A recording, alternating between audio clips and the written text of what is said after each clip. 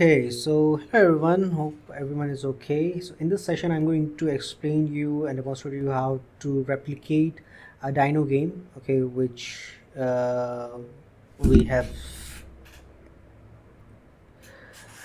which we have all played during the shortage of the internet. Okay, whenever the internet is down you will see a game, okay, just like this.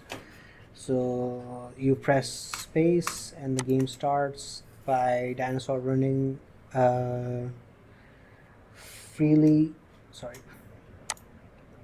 dinosaur running freely, and its job is to tackle the obstacle. If it doesn't, the game's over with the score and this and that.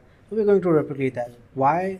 Because it's not just about game replicating, it's about a real life example of a scenario where you have to replicate a feature, okay, of a particular application for which you don't have the access to its code base. So you have to use your imagination and creativity and logic building capability to give a thought process and brainstorm to understand how it might be working. So you create uh, exact try to at least try your best to create exact replica of what it should be. So you in your career you will face a lot of the challenges like this. So without wasting any time, we will jump into the code base. Let me open the code. Okay, so here I have already written down some fundamental base code, okay, because we have a little shortage of time. So I'm not going to write every line of statement and explain you briefly. So I'll just have a quick run. We have HTML. Okay, in this HTML we have header, body, style tag, title, link, CSS, HTML, and JavaScript. We have style with a background of gray, and I've set it to display flex because we have to set the game in the middle of the screen. Here we have the main.js. In the main.js I have set some global variables: my piece, obstacle, cloud, land, score. The variable seem quite sound quite familiar because in the game we have dinosaur, we have obstacles, we have clouds, we have score. So based on that I have created 5 variables. I'm going to store all the components into that variable and render it, okay, further on. We have main function called start game. In that we have I have set the component in the my game piece variable. This component is basically a JavaScript function that is actually working as a class. Okay, inside that we have different functions and we have some private variables. These private variables are just parameters set as a private variables, except these two. These two are responsible to stimulate or emulate gravity in the game, because if you play game, the gravity is the crucial part to make the game realistic. Okay, without gravity everything looks like floating around, so we don't want that. We want things to come back to ground. So that we have to set gravity. I will explain you later what gravity is. Coming back to the first statement, gravity, as I told you, by default I have set it to 0.6. I'll explain later why I did that.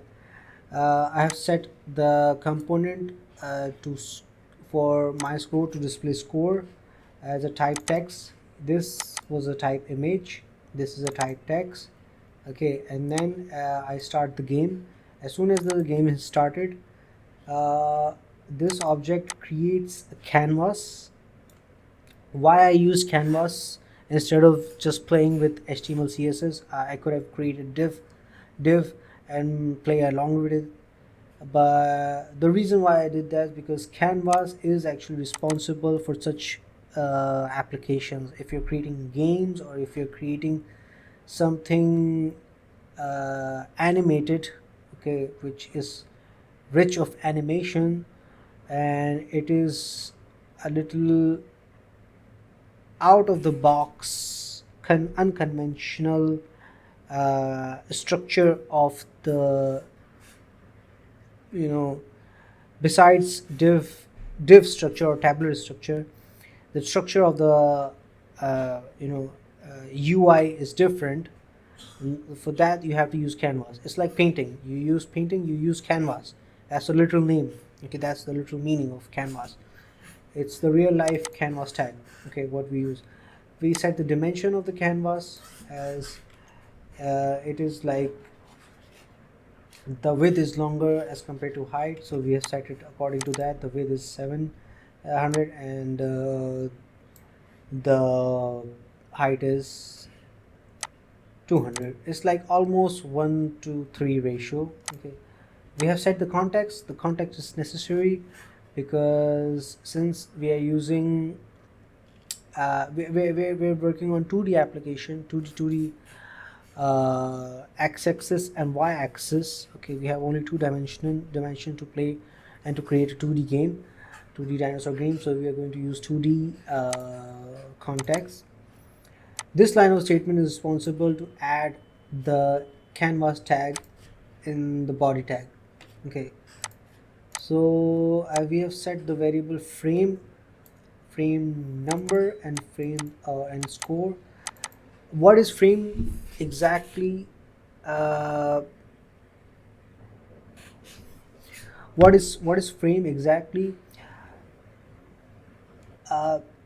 If you remember the old way to animate a cartoon or animate a movie or animate any video, an artist or creative person had to manually or by hand draw picture on a paper.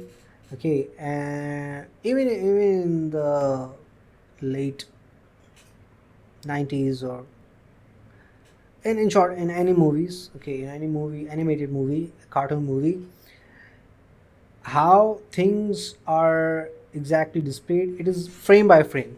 We tend to think that it is actually being animated, but it is not. What we see is a picture over another picture, and this process is keep happening to the point we don't even notice. It seems so seamless that for viewer it seems animation is it feels like animation, but it's not. It's just we are showing different pictures rapidly. So this is the same approach we are going to use here as well. So that's why we have to maintain the frame number on which frame number we are currently right now. We have to maintain score. Right now by default both are 0 because obviously after that these two functions are the main functions that are responsible for the entire animation and the entire buffering of the and entire rendering of the game, because this, as the name suggests, update game area, update game score. It will clear the canvas and re-render entire thing based on the state in which it is. Okay, so after that we have added a listener, key down and key up. If I take you there, as you can see that we are handling key up and key down for space and arrow up. Why? Because again, you have seen it in the game, we control dinosaur by pressing space or up button or simply by clicking. I haven't focused on clicking it. I just use the space and arrow button. So what it does, it accelerate. What it accelerate, I will explain you later what is accelerating, because Acceleration is responsible for making the dinosaur jump, go up and go down. we have here a random function. It's a typical simple function, random function, which is responsible to return an integer between two minimum and maximum value. I'll explain you why I use this. This is for rendering random obstacle or random clouds. It's not an accurate way to render it, because the randomness is not organized or not orchestrated properly, the way you see randomness in the game. Because right now, since we don't have much time, so I just tried to do the bare minimum. These function, as I told you, that these function two are main responsible because they are set in the interval. So these two functions are mainly responsible for rendering the entire thing. I will write all the statements here manually in a matter of time, but before that I'll finish explaining you the component that we are talking so much about. The component, I told you that these are coming from parameter. We are setting this as a private variable. These are two variables that are responsible for giving the component gravity. This function is responsible for displaying it. If we set the type text, it will display the text. If we set the type image, it will create an image, set an image, and then draw it on the coordinate x and y coordinate we have set. Same for the width and heights, and same for the text. New position and hit bottom, these two again are the responsible for making the dinosaur jump in a curvature manner. Okay, because again, accelerate, the word I use, accelerate. How acceleration work? It doesn't go from 1 to 100 rapidly. It goes from 1 to 2 to eventually, but slowly it goes into curvature like form, where the acceleration exponentially rapids. Okay, like 2, 4, 6, 8, 10, and so on, so on. So that's how I have. I will explain you later deeply when I'm displaying the dinosaur. So keep that aside. Hit bottom. This is, you can say that this is uh, a barrier. Okay, you can say that is a barrier, because if the dinosaur jumps and it comes down, it was rendering off the canvas. So I had to put a barrier that, hey, this is the limit, don't go out or down more than that. Okay, so I'll explain you later when I'm displaying it. With crash, again, when the dinosaur is in contact with another component, when one component is is in contact with another component, I've named it as a crash. So how does it detect? I've found a code on CodePen, which is quite useful for me. So in this we have this line of statement, or this function, which is very useful for which I copied it to make it work in my code base.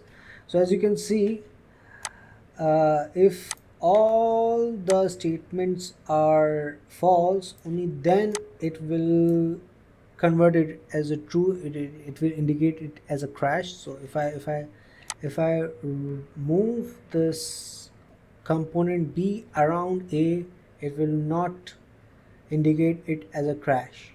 But as soon as I overlap it even a small pixel, it will indicate it as a crash. So we have used the same logic here as well.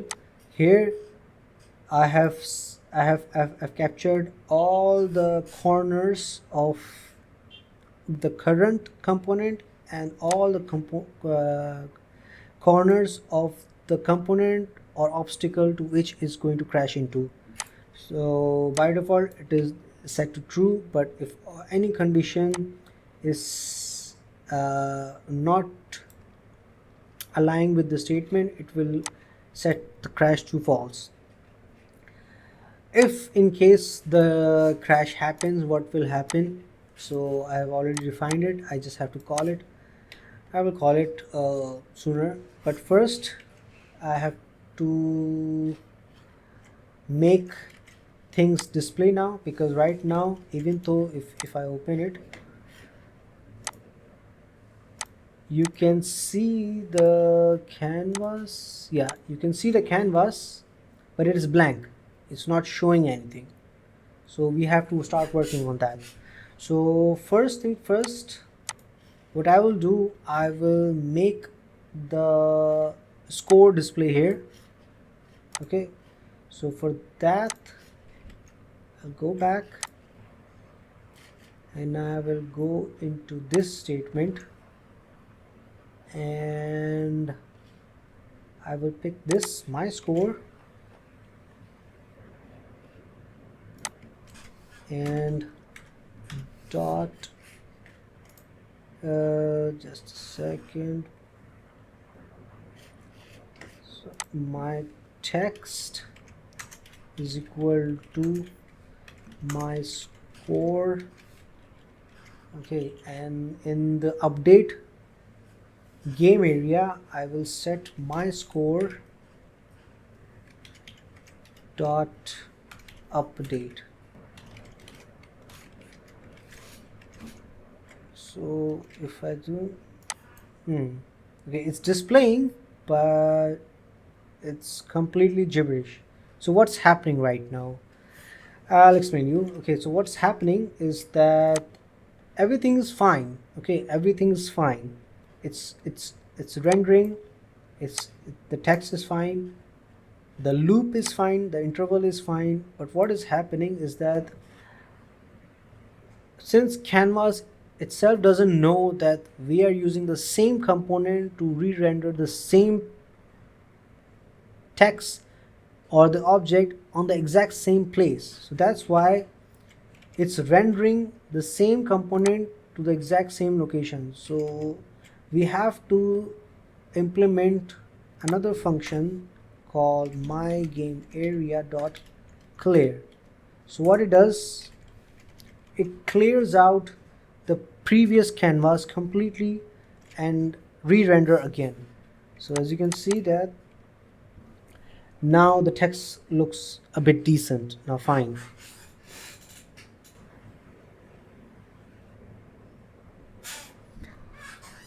Okay, secondly, now I will render clouds. I will render clouds. For that I will come back to this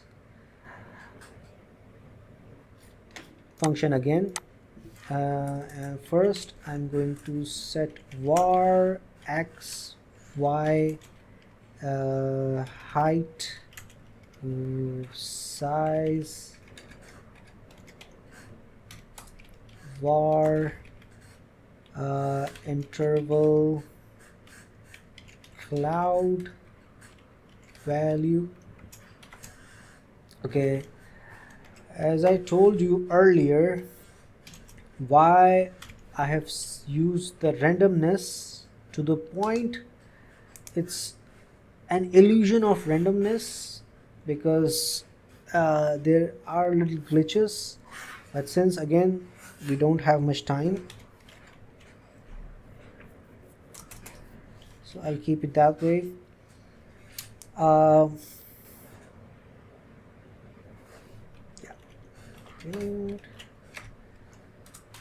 the my game area dot frame number plus 1 is equal to 1. Okay, and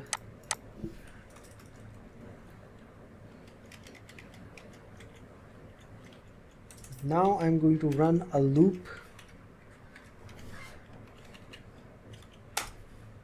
In this loop, I'm going to set just a second, not a loop, but if statement. Sorry, my bad. If, not if,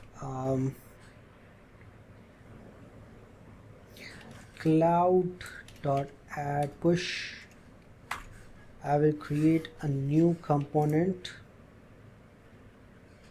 for cloud.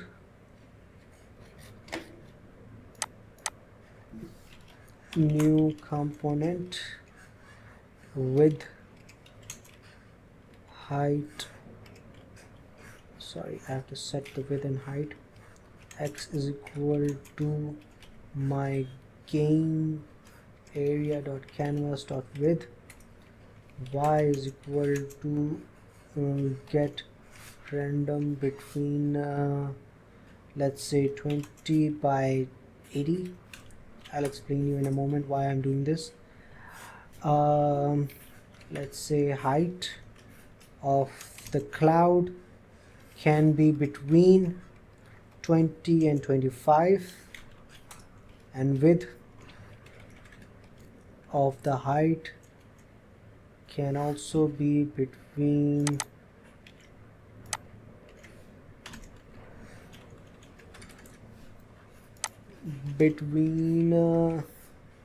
60 and 65. Now we have set it here.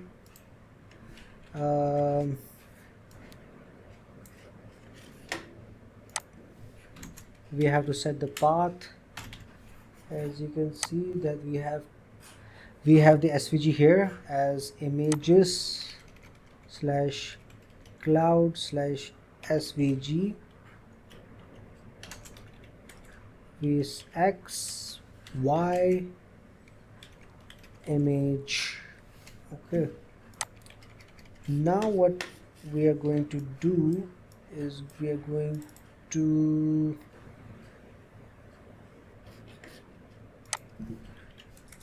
run a loop.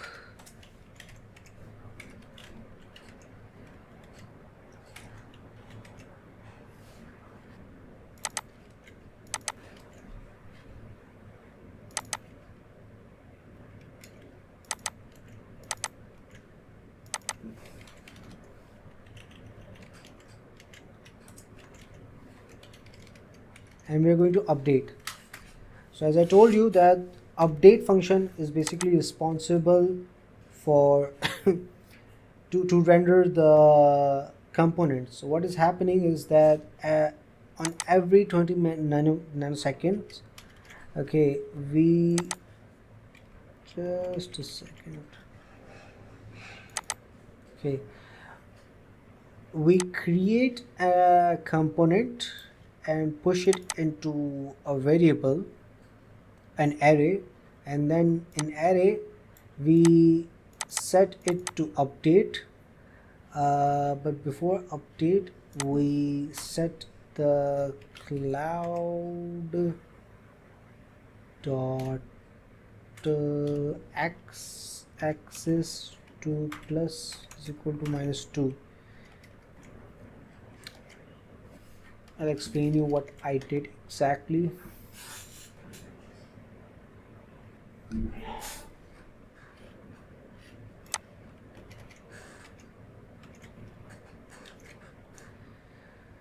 Okay, so as you can see that you can see the cloud, but it's very nasty. Okay, from the range of 20 to 80, it's rendering enormously and a lot. We don't want that. We just want randomly occurring once time to the point it seems sensible. That's why I put the randomness, okay, randomness in the code.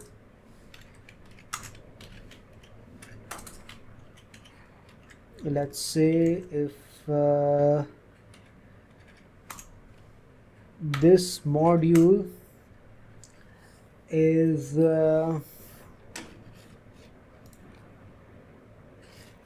67. So can you understand what I just did? What I did is that since I couldn't find any better way to uh, do the randomness, so what I did is that first I set the range of random numbers from 1 to 65, 67. Okay, and I asked it every time that, hey, give me a number. If it's 67, which is like, just imagine the probability of 1 by 67. So what is the probability of giving one number out of 67? Okay, exact one number, which is 67. So its probability is very low as compared to any even number or odd number. Okay, so that's why I set it this way. Now if we check, now as you can see that I get the cloud, which are random, but they look now sensible. Okay, so again, now we're going to render the other parts of the game, like cactus. Now I'm going to render the cactus, and for that I'm going to again set a variable cactus, or should I say just cactus, and I'll copy this entirely. And for this I'm going to set 71.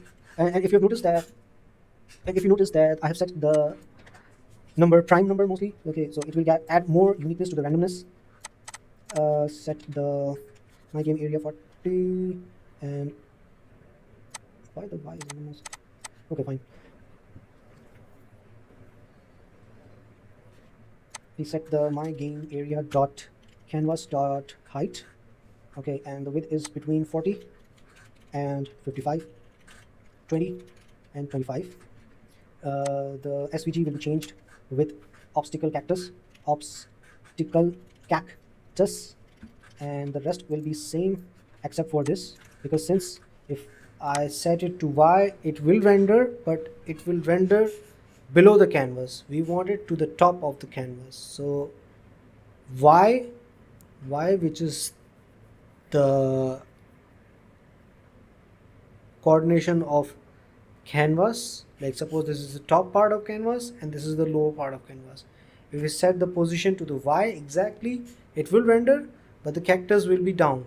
Okay, it will not be on the viewpoint. So in order to set it to the viewpoint, we have to minus the height of the cactus. So minus Y, so it will come exactly on the top, on the point of the canvas.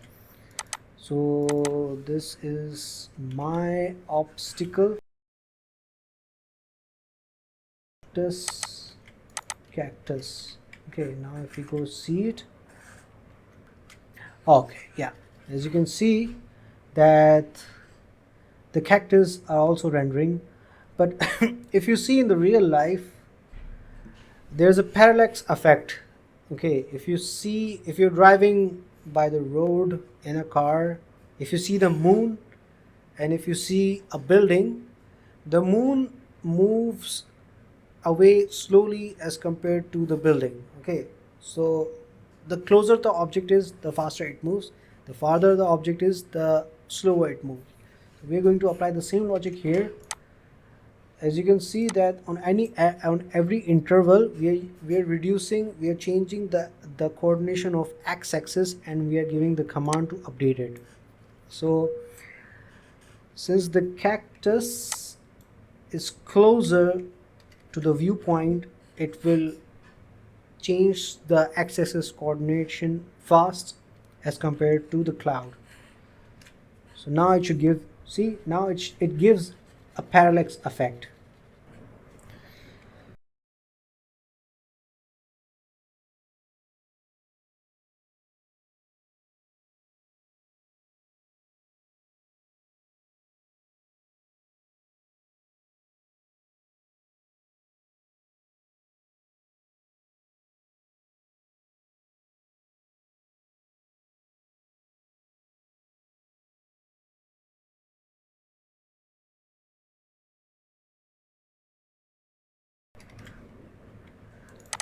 So land, oh,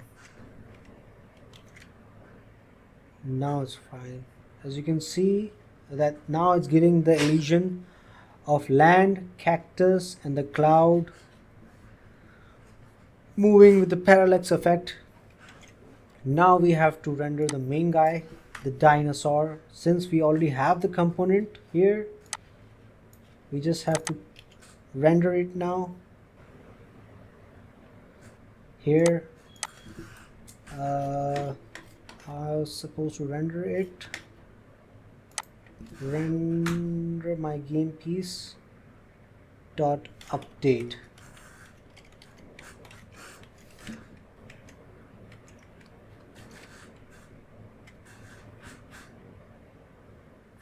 Okay, it didn't update.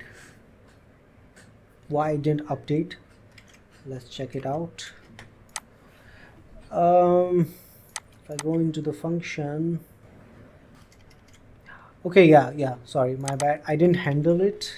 So what's happening is that since Canvas doesn't support GIF animations, so we have to manually create a GIF. So for that we have to put a condition here that in case the color is this, else keep the same.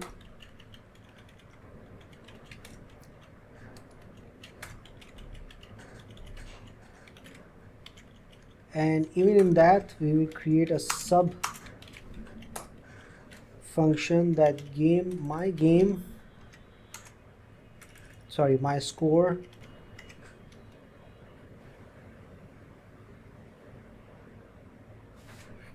my game area dot score module 2 is equal to 0, then set image to this, else this dot slash images slash dino walk 1 dot svg dino walk 2 dot svg. Okay, the dino is here but it's not walking. Why it is not walking? Because we haven't set the score right now. We are not updating the score.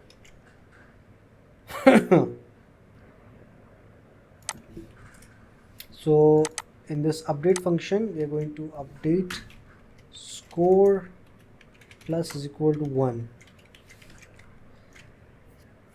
So as you can see that our dino is walking, but our dino is walking in the air. It's not on the ground. Why it is not in the ground? Because we had set it the gravity to 0.6. If we do it 0, then what happens?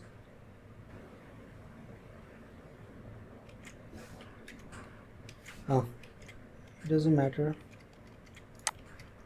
Okay, sorry, my bad. We have set the position of the dino y-axis to 120. If we set it to 180, then what happens? 1630.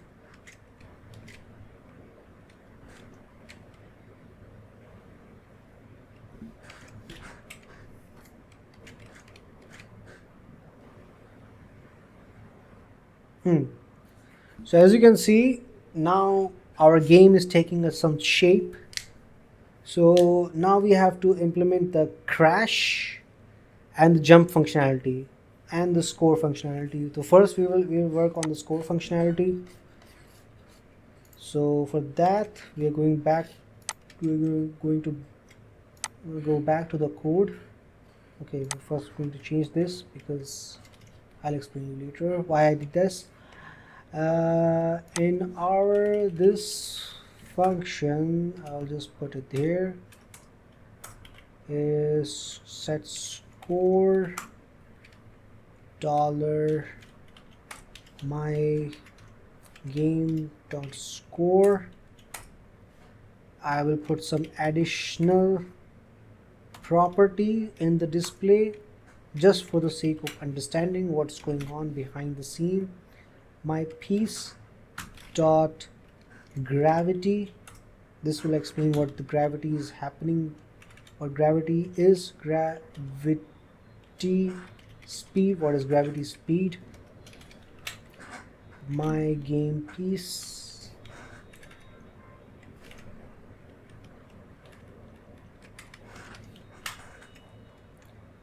dot gravity speed.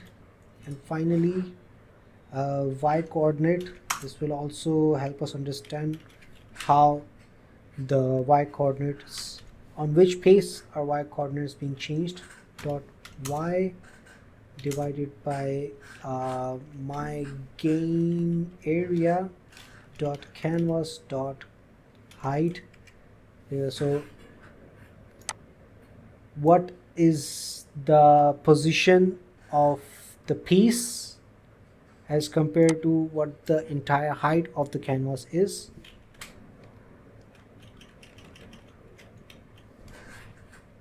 And put in the bracket, multiply by 100. So as you can see, the score is now working. Gravity is by default right now 0.6. Gravity speed is 0, and the position of this is 60. So no, implement the crash. How are you going to implement the crash? We will come back to the same update area function. In this, first thing first, we are going to detect for loop. We'll go to my obstacles, and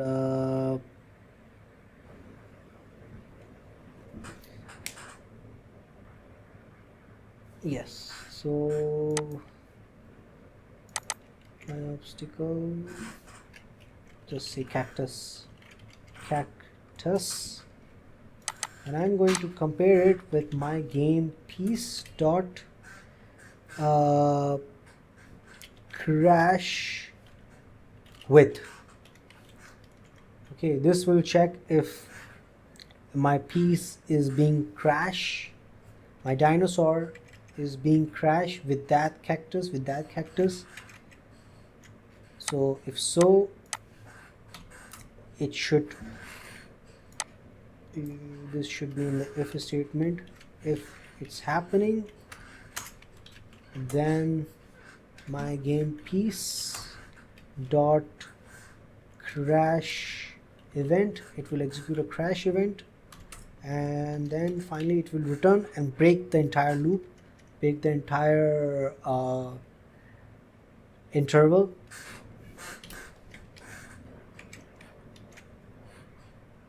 Okay, something went wrong.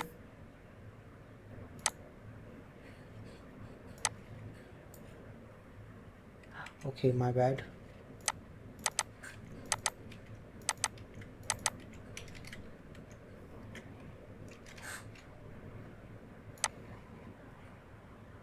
Okay, as you can see that as soon as it crashes into it, the game stops. Okay, and the face of the dinosaur even changes, just like in the original one. When the game crashes, his mouth shuts, because we have an image for that as well. So when the game crashes, it changes the image of the dinosaur to dino crash instead of dino walk, and it again renders it. Before that, it clears everything and re-renders it. So the crash functionality is working. Now coming back to the jump functionality. We have already implemented all the listeners. We just have to implement this function over here, my game piece dot new pose, and that's it.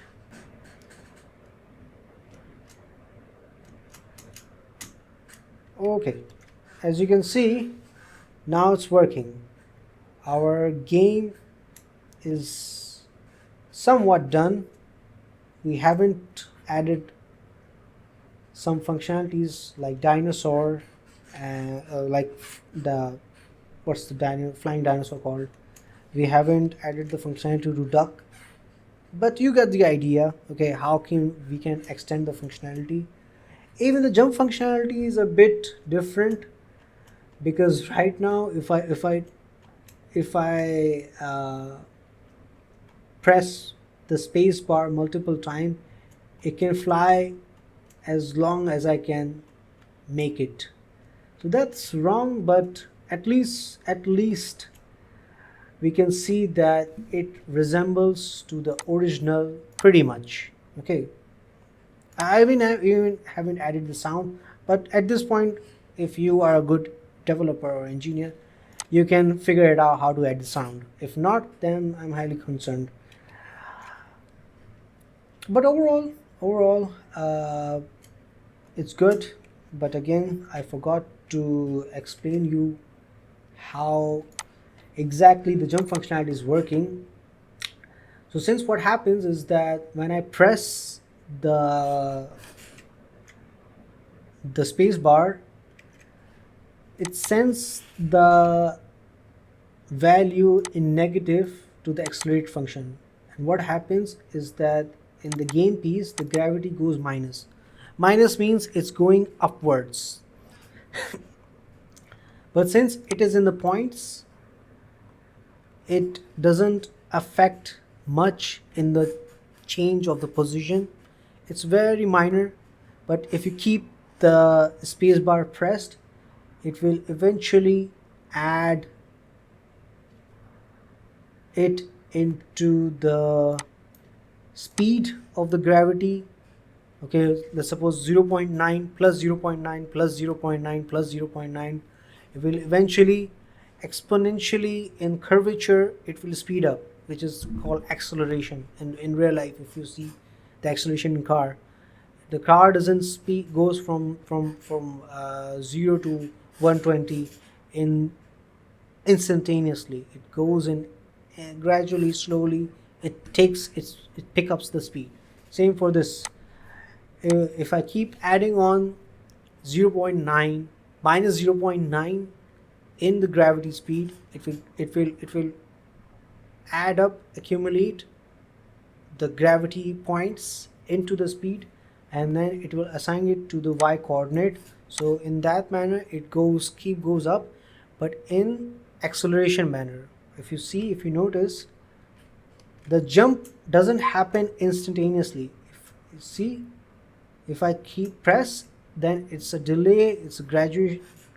It happens in a smooth transition rapid, rather than like this. It goes like this. So again, the hit bottom, when it comes back down, I have to make sure it's not falling down the canvas. So that's what happens, is that this indicates if my piece, my dinosaur, is below the height of the canvas, set it to the exact point and set the gravity speed to 0. So this is the overall code. I will upload it to the GitHub. You can clone it, you can do the experiment it yourself, you can put your own creativity, add more functionality features into it. Okay, make it more cool. So hope you liked this video, and let me know any positive or negative feedback. So yeah, overall, thanks for watching.